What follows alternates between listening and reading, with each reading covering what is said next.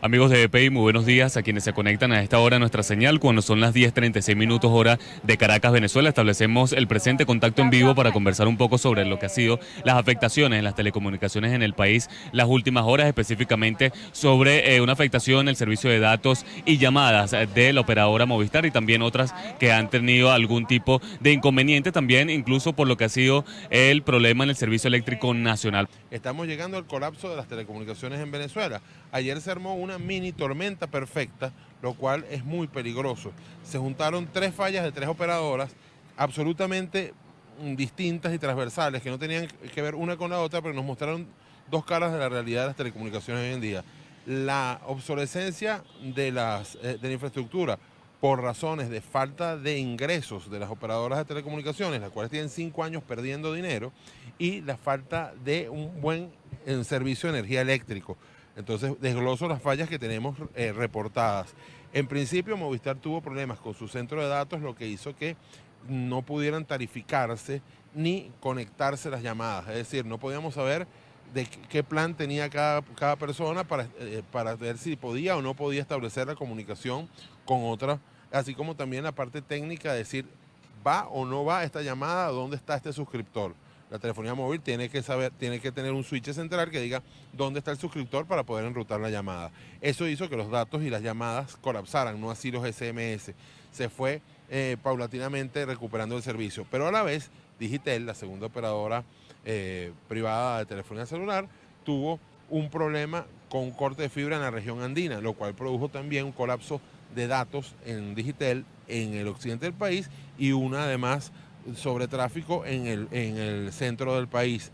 Y además la estatal Movilnet tuvo problemas de interconexión con las otras operadoras y incluso con la propia CanTV. Las llamadas no salían. Eso hizo una mini tormenta perfecta de telecomunicaciones.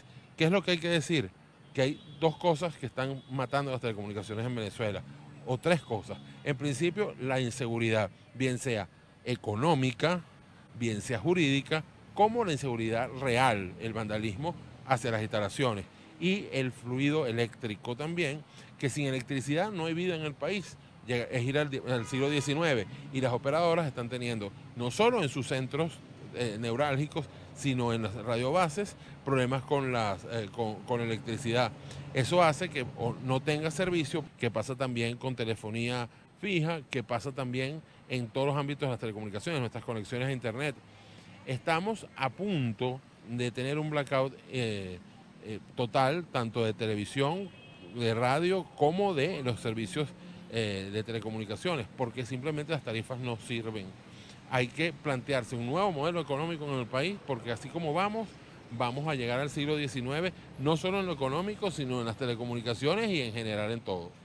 Ayer precisamente en el marco de toda esta caída de las telecomunicaciones, sobre todo de Movistar, tú comentabas en las redes sociales, gente que te preguntaba incluso sobre si había ya venido un colapso de las telecomunicaciones. Tú decías prácticamente, en resumidas palabras, de que ya estaba prácticamente en eso. ¿Cuál es el verdadero impacto de todo esto, tan más allá de que también afecta el derecho a la comunicación del venezolano?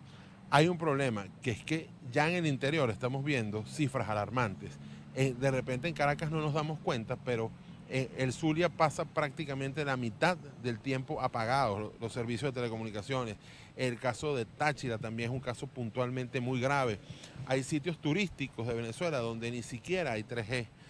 Las redes 4G en Venezuela están funcionando al nivel de Estados Unidos por una simple razón. Hay menos demanda y hay menos terminales de los que debieran existir, pero la red 4G no está extendida en todo el país. Hay casos como el caso de la banda ancha fija. CanTV es el proveedor más grande, pero está en 15 de los 23 estados de la nación. Hay 8 estados de la nación que no tienen banda ancha de CanTV. Hay que aclarar también que hay el mito de que toda la internet en Venezuela la domina CanTV, lo cual no es cierto. Cada uno de los proveedores tiene unos mayoristas de conectividad que evidentemente se pagan en divisas y cuestan también sufragar estas cuestiones. Eso está haciendo que haya un fenómeno que es la aparición de los WISP o proveedores de acceso a internet corporativos en bandas no licenciadas. Eso en criollo es servicios corporativos que no son baratos, pero que son los que estamos recurriendo a la gente que necesitamos estar conectada porque tiene un mayor nivel de calidad de servicio, porque es el precio más o menos real de lo que estás viendo, de lo que se pagaría internacionalmente. En este momento las telecomunicaciones en Venezuela son muy baratas, sí. Nuestro sueldo en bolívares también es relativamente bajo, también. Pero todo eso hace que no estemos desarrollándonos en un área donde además potencialmente estábamos muy bien hechos, muy bien montados. Nuestros ingenieros, nuestra gente de campo siempre ha sido la mejor de Latinoamérica. Y en el caso de las operaciones de Movistar, que como ustedes saben es una transnacional que trabaja en 14 países, nosotros éramos parte de la referencia de todo el país, de todo el territorio Movistar. Llegamos a ser el 8% de los ingresos netos para Telefónica en el mundo en 2004. Hoy en día somos menos del 0,25% de los ingresos netos de Telefónica en el mundo. Venezuela además está viendo un éxodo de su gente, de su personal calificado en el área, porque en Venezuela tienes un sueldo de 50, de 100 dólares, cuando en el resto de Latinoamérica tienes 3.000, 4.000, hasta 5.000 dólares por lo mismo que haces. Lo único bueno de eso, lo único rescatable, es que la gente que se está quedando en Venezuela en telecomunicaciones es gente que está obteniendo una experiencia infinita, porque a muy corta edad está manejando proyectos mucho más grandes. Y eso sin hablar de otros problemas como es la censura, como son el problema de bloqueos de Conatel, que no tienen, tiene un proceso sumario del cual, por ejemplo, BPI es víctima, por ejemplo, donde no hay derecho a la defensa y donde simplemente quedas bloqueado y no pueden ver tu página. Así que el momento en telecomunicaciones es quizás el más grave en la historia de nuestro país. Las telecomunicaciones crecieron aún en los entornos más peligrosos, en los momentos más difíciles de nuestra historia, sin llegar muy lejos, 2002, 2003, y ahora están viendo cómo penden de un hilo cada día más fino. A mí como periodista no me gusta dar malas noticias, ni me gusta ser un profeta del desastre, sin embargo me toca decir la realidad. Precisamente comentas lo que son esas afectaciones en el sector privado, que es específicamente Movistar y Digitel. Sin embargo, tiene que haber una coordinación precisamente con el Estado Nacional y se suele conocer en las redes sociales, la gente critica mucho precisamente este tipo de inconvenientes con Movistar y Digitel, el sector privado es acusado, etcétera. ¿Dónde queda la parte del gobierno nacional en eso, sobre todo la inversión para el mantenimiento y todo ello? ¿Dónde queda y cuál debe ser al menos la inversión que debe hacer el Estado Nacional para mantener una red de telecomunicaciones al menos estable en el país? El día jueves el jueves pasado estuvimos en una reunión con el presidente de Movistar y él nos decía que por la medida chiquita ellos necesitaban 1.500 millones de dólares para poner la operación a como estaba hace unos 5 o 6 años atrás. Digitel pudiera estar por el mismo monto. Ahora, el problema en CanTV es mucho mayor. En CanTV sigue habiendo trabajadores muy abnegados, porque además muchos son mis oyentes, muchos son seguidores en Twitter y nos los manifiestan.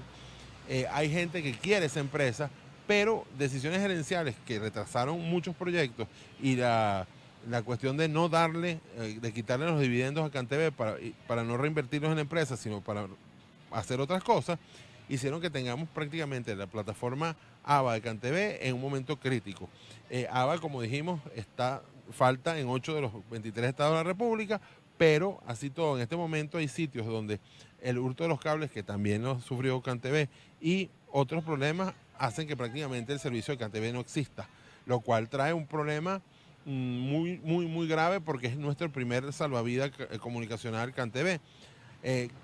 El futuro de CanTV es paralelo, digamos, al futuro de PDVSA. Como vaya al Estado, o sea, la fotografía de CanTV te dice cómo está el resto del Estado, igual que PDVSA, lo cual significa que está, como diría el difunto Beto Perdomo, muy feo. ¿Consideras que hay indiferencia por parte del gobierno nacional para resolver esta situación? Le ha faltado una actuación más enérgica, porque CanTV debió haber tenido un reflotamiento hace rato.